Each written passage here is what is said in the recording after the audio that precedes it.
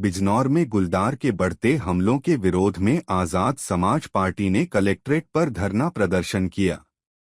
नगीना से सांसद चंद्रशेखर आजाद के नेतृत्व में हजारों कार्यकर्ता कलेक्ट्रेट पहुंचे। सांसद आजाद ने बताया कि जिले के 130 से अधिक गांव गुलदार के हमलों से प्रभावित हैं। पिछले कुछ सालों में लगभग 50 लोगों की जान गुलदार के हमलों में जा चुकी है। सैकड़ों लोग घायल हुए हैं।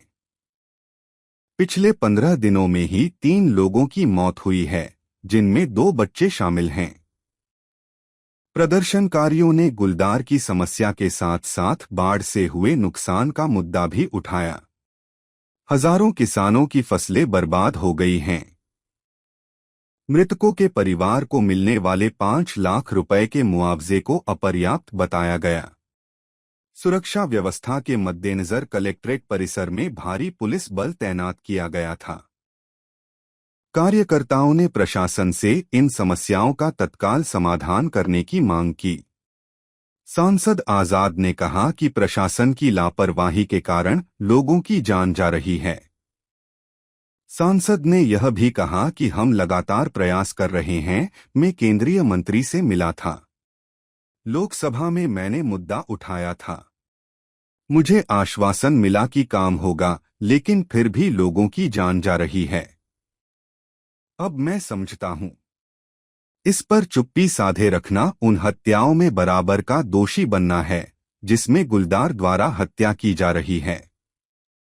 अब इसमें चुप नहीं रहा जा सकता और इसलिए हम आज आंदोलन कर रहे हैं। उन्होंने कहा कि रात में जो गुलदार बाहुल्य जगह है जहां पर गुलदार हमला कर रहा है, हम लोग उस क्षेत्र में जाकर कैंप लगाकर रहेंगे। हमारा जीवन भी आम आदमी के जीवन से ज्यादा महत्वपूर्ण नहीं है। जब हम जिन लोगों के लिए लड़ रहे हैं उनकी रक्षा नहीं कर सकते हैं तो हम क्या करें? हालांकि जिम्मेदारी शासन प्रशासन अधिकारियों की है, लेकिन अधिकारियों के संवेदनाएं खत्म हो गई। देखिए, पिछले 1 साल में लगभग 43 लोगों की जान गुलदार के हमले से गई और कोई पूछने वाला नहीं। सैकड़ों से ज़्यादा लोग घायल हुए। पिछले साल 23 में हमने धरना दिया। दोबारा हमें मजबूरी में धरना दे रहना पड़ रहा कि पिछले 10 दिन में 3 लोगों की जान गई, जिनमें 2 छोटे बच्चे, 1 महिला। किसान अपने खेत पे नहीं जा पा रहा है, मजदूर काम नहीं करने जा पा रहा है, बच्चे स्कूल नहीं जा पा रहे हैं और अधिकारी कर्मचारी आराम से पढ़ के दफ्तरों में सो रहे हैं। मैं इसके लिए कई बड़े जो है मैंने प्रयास किए। मैं केंद्रीय जो हैं अपने मंत्री जो हैं उनसे मिला। उन्होंने मुझे आश्वासन दिया कि मैं आऊँगा। उन्होंने यहाँ के अधिकारियों से बात की। वाइल्ड लाइफ जो इंस्टीट्यूट है देहरादून में, उन्होंने उनको भी लेटर लिखा, उनकी टीम भी आई, लेकिन अब तक भी कोई ठोस कार्य नहीं हुआ।